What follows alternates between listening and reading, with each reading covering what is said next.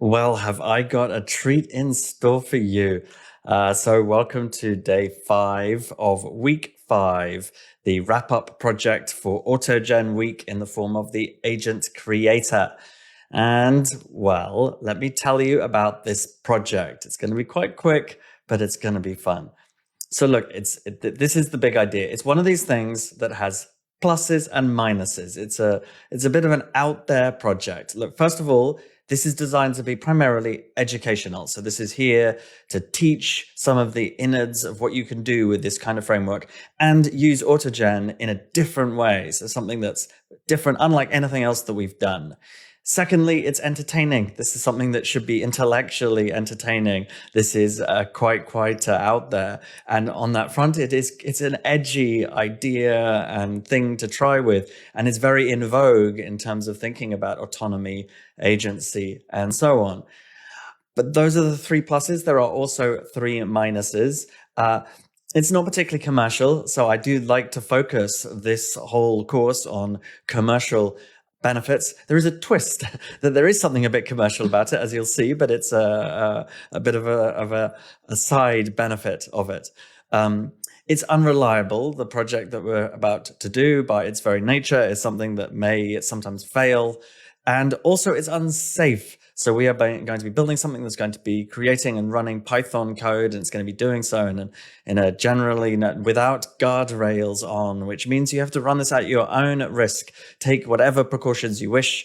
I may in time put this into a Docker container or something, but that would be quite a bore because you need to install all of AutoGen in the Docker container. So it wouldn't be easy. But as it is, take it for what it is. You can just watch me run it if you don't feel confident that you know what's going on and that you're comfortable taking the risk of letting an agent write Python code and then executing that Python code natively on your box, which, yeah, is not for the faint of heart. So eyes wide open. You don't need to execute any code if you don't want to. And please do take that to heart. Run the code yourself only if you're comfortable with it. Okay, well, hopefully I've intrigued you somewhat. Let me tell you what this idea is. So we're going to explore the flexible, dynamic aspect of AutoGen. We are going to make a creator agent. An agent, as I say, that can write a Python module. It will use an existing Python module as its kind of template. And that Python module is going to be an agent. It's going to be an AutoGen agent chat agent that's running in AutoGen core.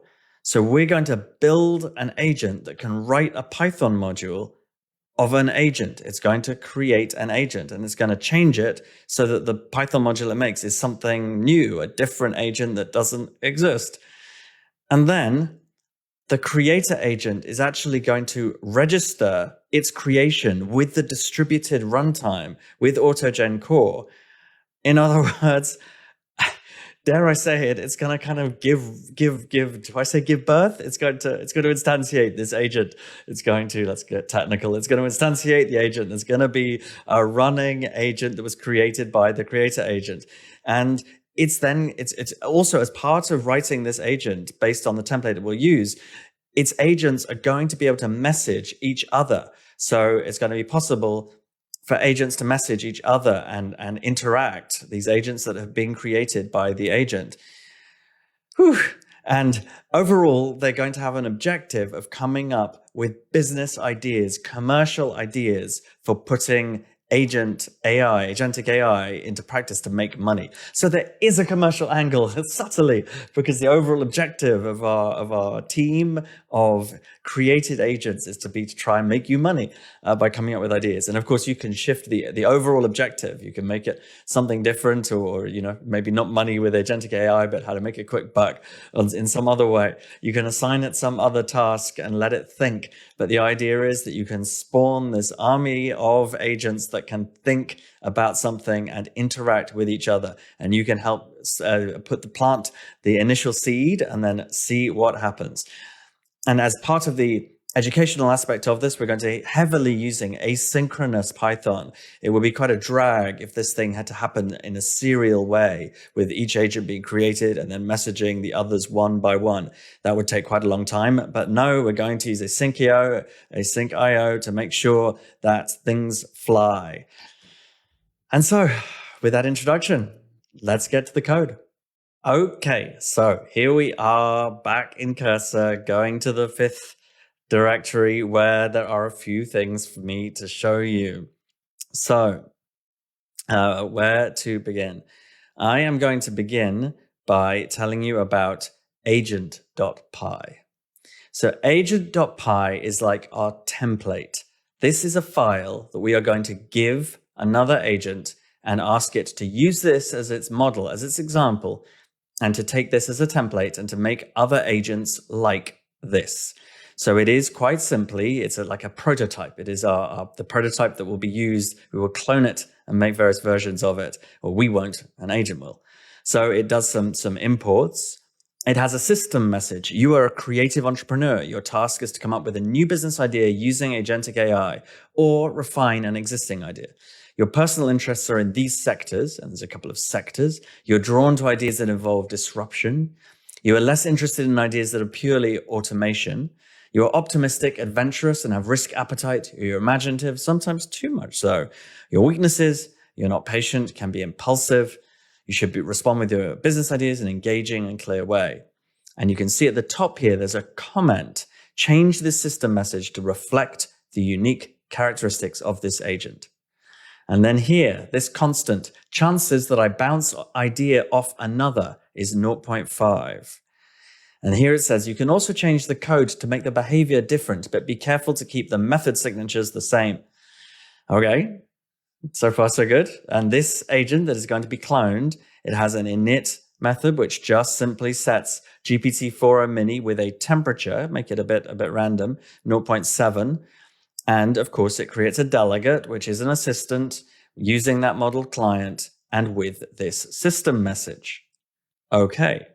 And here we have our handle my message, and it's a message handler, and it's got, maybe it would be clearer if I just call this handle message rather than handle my message type. Fewer tokens is always good. So it takes, of course, the message. And now this message is using our messages object, the thing that we always create. And I have separated that out into its own package because I want to put as little code in here as possible to avoid mistakes. So I've got our message object in here. We'll look at that in a minute. And so it takes a messages.message and it returns a messages.message. It prints that this message with this type, remember the type is like the agent's name. It's going to say received a message. So we will see as agents receive messages. It then makes a text message, and it takes this message that it was sent, and it sends that to its underlying LLM. So it sends on the message that it got, and that will of course also have the system prompt as part of it because that's set right here. And it then says it waits until it gets back the response.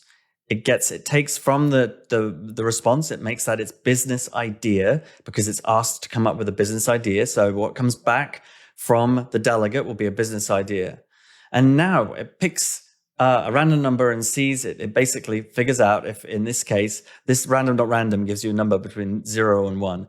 And so if it's a 50% chance, there's a 50% chance it'll be less than 0.5. So that this logic works. If there's in a 50% chance, it will use a little utility function, find recipient, that's going to find some other recipient. And then it will say, here is my business idea. This might not be your specialty, but please refine it and make this business idea better. And it sends this business idea as a message to the recipient. So some randomly picked recipient, how's it going to pick a random recipient? We will see. A random recipient is going to get the request to refine this business idea that this agent just came up with. And then, and only if the probability is within this. And if so, then it will take the refined business idea, it'll do self.send message, which means it uses the runtime that it's associated with to send a message to the recipient, and it gets back the idea, and that is what it then returns. So it either returns its own idea, or there's some probability that will return a refined version of its own idea, refined by another agent. Okay, a lot to talk through. I hope that made sense. This is the template, the clone that's going to be used to create more agents. Let's see how. And I'm going to speed up, but hang on in there, because it's going to be great when you see this running. So wait for it. Don't lose me.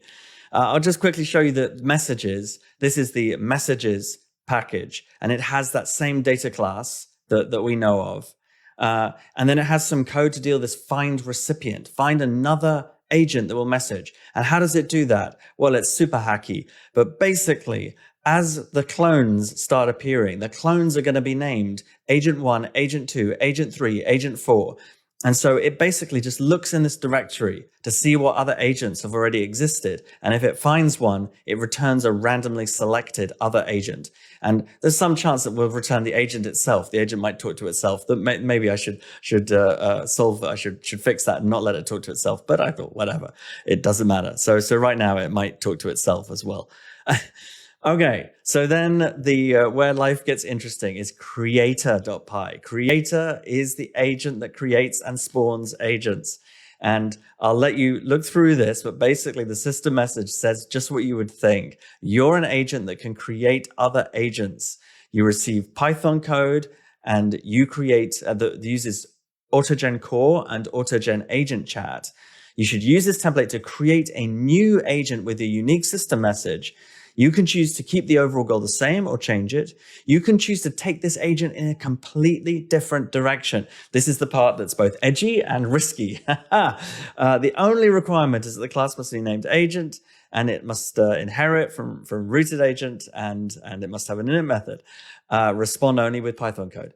So look, this is cool. There's no doubt we're building something that we're saying you have a free reign to do what you want. And I've only tried this with GPT-4 and Mini, which is a bit safe with this stuff. It hasn't actually gone off the rails in an interesting way. And I am tempted to try it with DeepSeek. I'm slightly nervous with more creative agents, and maybe with Claude, because Claude's known for being more creative, and see whether they look to include different logic in there to give this agent more smarts. But so far, whilst GPT-4 Mini has definitely taken it in different directions, it hasn't done anything out there. Okay, so the user prompt says much the same thing, and then you can trace through it, but this is pretty simple, and it prints what it's doing. But it basically opens this file name. It then calls the delegate to take this action, to basically, given this Python file in agent.py, make a new version of it. And then it saves that as like agent 1, agent 2, agent 3, agent 4. So it will save it as each of the different agent numbers. It's called with an agent number, and it will save it with that agent number. And then it does something that is super out there. I use this Python feature, import lib, to import the Python module that it just wrote. I import it here so that this creator agent imports that module that it just wrote. It effectively, if it just wrote a file called agent5.py, and the word agent5 will have actually have come in this message right here. So agent 5 is what will have been sent to the creator, and that's how it knows that that's the agent it's making. So in that case, what this will do is it will effectively be the same as saying import agent5.py. That's what that does dynamically, programmatically. It imports it on the fly. And then I take that module that we've just imported on the fly, and I register it. I call agent.register with my runtime, with the agent's name, and using the Lambda that will spawn a new instance, a factory method that will create a new instance of that agent on demand. And then it prints agent whatever is live. And it means not just the kind of live that we say when we deploy software, it means that the agent is running. And it will then send a message to that agent saying, give me an idea.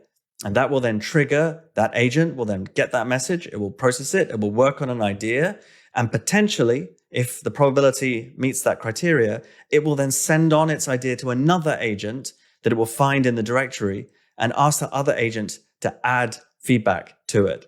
And that's how it would all fit together. If you can believe it, that's what this does. So it's imaginative. It's kind of crazy. And as I say, the learning point here is that it is educational to step through it and see what's happening. And we've got something important about async Python coming up. But this is definitely something to have you thinking about what it means to have agents interacting, messaging each other, and how this really demonstrates AutoGen Core's power as a pure agent messaging platform. We're able to single out in like agent.py, we are able just to get a recipient's agent ID and send it a message. So it allows for this kind of inter-process communication without having to worry about the details of how that's actually strung together. All right, we're nearly there. We're nearly there. I've just got one more thing to show you, which is world.py, which is quite short, which is the overall thing. Creator.py, you have to send it, it's an agent, and you have to send creator a message like agent 1, agent 2, agent 3, and it will create them. So this is where it all comes together. World.py is not an agent. This is just a Python script. Everything else you've seen has been agents. This is just a Python script, but it uses async Python in quite an interesting way. So there is this async function, this coroutine, create and message, which takes a worker and a creator ID and an I, which is going to be the agent number, going 1, 2, 3, 4, 5. This how many agents up here is a pretty important one to look at. This is how many of these it's going to kick off at the same time. And the other thing that's unsafe about this, of course, is cost, that this is going to hit the real APIs. And for me, it's cost like a couple of cents when I run this for 20 agents, which is pretty cheap, all things considered. And obviously, if you do it for like 3 agents, it costs nothing. But there's a risk there that we are allowing, in theory, the agent creator could change the model requirements. It could decide to use an expensive model instead of GPT-4o Mini. And so that's just something to watch for. It's very unlikely, but it's not like it's not impossible. Anyways, we've got 20 agents here. So we've got this async method, creator and message. It says it takes this worker and it sends a message to the agent number whatever .py, and then it writes the result to idea whatever .markdown, and that's all this thing here does. Okay, so now we go to our main async method and our main async function, our coroutine. So it creates a host, a gRPC worker agent runtime host, as we did in the notebook before. It starts the host. It creates a worker and it starts the worker. It then registers the creator. So it registers the creator from creator.py that was imported here. So that will launch a creator. And this is its ID, creator default. Then this is the async thing. So I don't want to have a loop and call this creating worker after worker, creating agent after agent, because then it will be serial. It will happen one after another. If I do like await and then I call this coroutine, then we'll be waiting there. It will create one file. It will send it a message. Back will come the answer. Maybe it'll send it somewhere else. And then it will go on to the next. And we'll be sitting here waiting. And it won't be exciting. But what you can do with coroutines, as you hopefully remember from we briefly talked about this, is that you can get a whole stash of coroutines together. So I haven't got the word await here, which you need if this is actually going to run. I'm just gathering a whole list of coroutines, and then I await them using asyncio.gather. And asyncio.gather runs them all in parallel.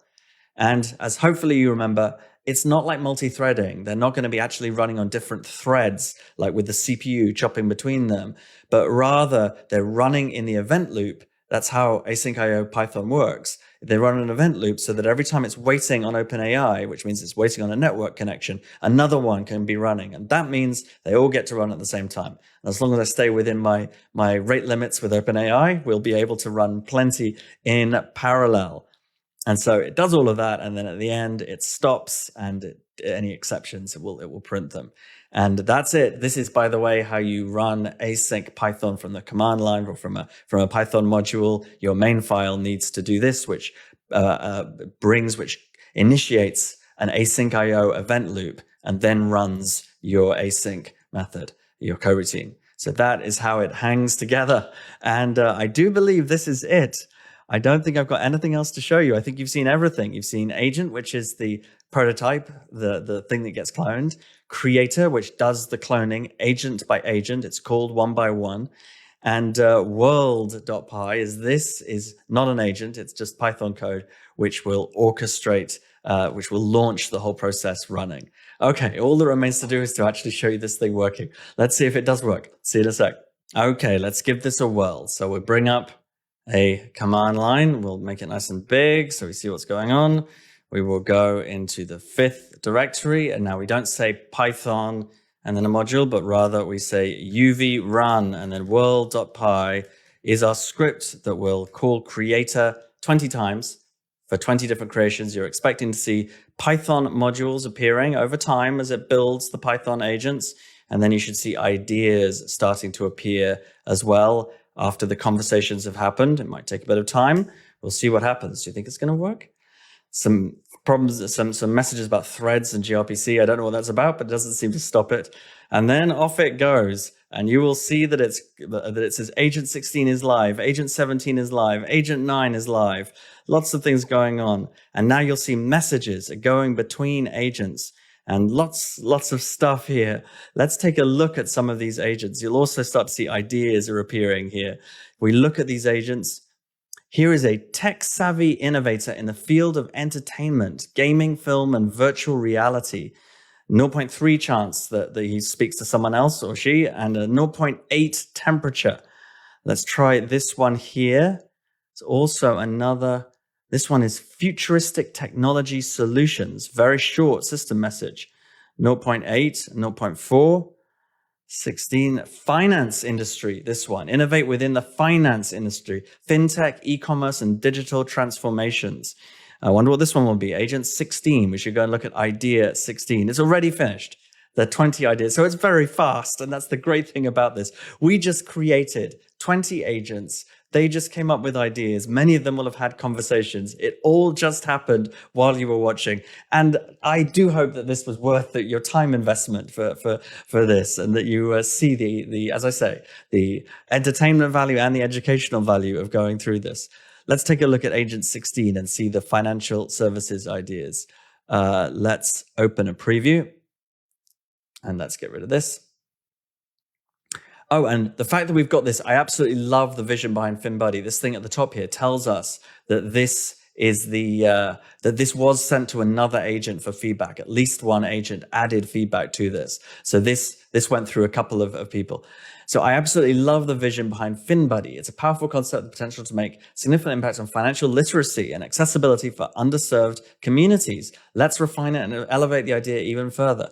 Refined concept. So this is great. It's an idea for applying agentic AI to financial services that's been refined by another agent. FinBuddy, AI-powered financial companion for empowerment and inclusivity. So it's basically an education platform for people who are underserved in financial services. Contextual financial advisor, localized community support hubs, micro investment pools. Users can join collaborative investment pools, collectively decide on small-scale investments. That is cool. And engagement-driven gamification with real rewards, partner with local businesses. Very interesting. Very interesting. Well, I might give this a read of my own. You might not hear from me again. So anyway, the goal of this is to give you a live agentic platform where agents are created and agents collaborate and interact in an autonomous way, in such an autonomous way that they were even created by another agent. And I hope you find this as satisfying as I do. And I hope it was worth it. I hope it was worth the half an hour investment to get here. And do take a look through the code. If nothing else, as I say, it's definitely got some interesting ideas built in there about how to use things like AutoGen for this kind of messaging between agents. And if nothing else, if you give it a run, if you feel bold, you will find a bunch of ideas, and maybe you'll be off on your yacht before too long. All right, I'll see you for the wrap up. Well, thank you for indulging me for the last half an hour of going through that project. I do hope that you at least found it somewhat interesting, educational, and yeah, it's opened your eyes a bit into some of what's possible at the frontier of agentic AI, which is very much where AutoGen is. It's very much an experimental and futuristic platform, as we've seen ourselves firsthand. So the challenge for you, the end of week challenge, is an optional one because this week has been experimental and a researchy week. But should you wish, invest some more time in this idea. See if you can work with me on the making it a bit more robust and something that it's safer for people to run, perhaps by Dockerizing it. But in particular, something which I think will be fascinating would be to have it so that the creator is not only able to write new agents, but it's also able to write a new version of itself. It can create a new creator, modeling it off its own template of its own file, which it can also read. It might be interesting to turn that into a tool rather than just having it be there in the Python code. Have it be able to run a tool that reads in its own code, and it can then rewrite itself, making a replica, something which itself is able to create new agents, and perhaps it could change its own logic slightly in some interesting way. So I think that would be fascinating, super meta. It's something that creates creators. And then, I mean, if it creates itself, then in theory, it can create creators of creators. Yeah, mind blows. Interesting project, a great way, importantly, to be experimenting with interactions between agents in this kind of idea of an environment where the messaging, the communication and creation of agents is a separate concern from the implementation of the agents, which is, of course, the fundamental point of AutoGen Core. All right, and with that, finally, I'll stop yammering away about this. The agent creator is done, and we are on to week 6, the fantastic, the exciting conclusion, and it is going to be a legendary week. I can't wait to show you everything that MCP is about and can offer, and I can't wait to return to OpenAI Agents SDK, still my favorite, even after enjoying all of the others, enjoying Crew and LangGraph a lot, and being generally entertained by AutoGen and by its forward thinkingness. But OpenAI Agents SDK is next with MCP. I'll see you then.